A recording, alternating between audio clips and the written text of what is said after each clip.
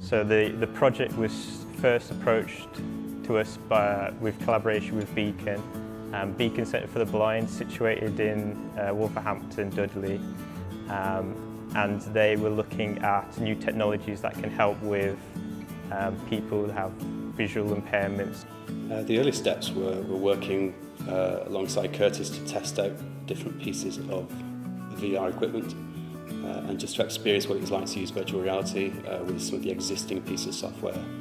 I've got diabetic eye disease,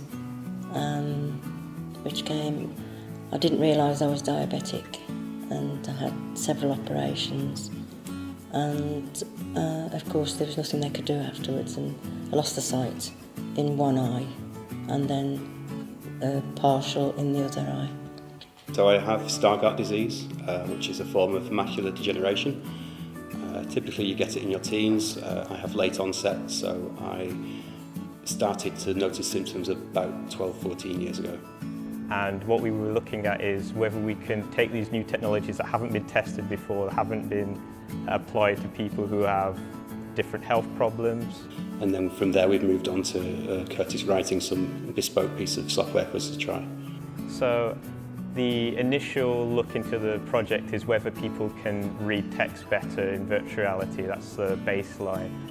What our goals are taking this further though is if people can see a significant increase in virtual reality, what other things can we do to help them in their everyday lives? So for me we've been looking at whether or not I see colours better using virtual reality and also testing my depth perception and also my ability to read. I haven't really read anything paper-based in about 7 or 8 years, so it's to see whether or not I can read quicker and more accurately using virtual reality. I looked out and I could see blue sky for the first time that I hadn't seen. Although I could see the sky, but not the colour of it. It was even all the colour had gone, and the green grass, which I could see. You know, the technology is there. It's fairly mainstream technology, so why not use it for this purpose to help someone with a disability?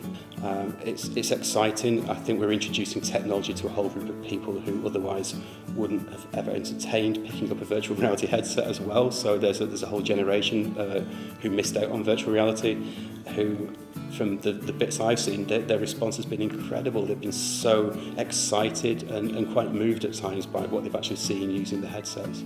After we tried it for the first time and we had some participants burst into tears because they haven't been able to see or read for quite a long time, and give them back something that they've lost, we knew immediately that we had something really special that we're working on here, and we should take it as far as we can.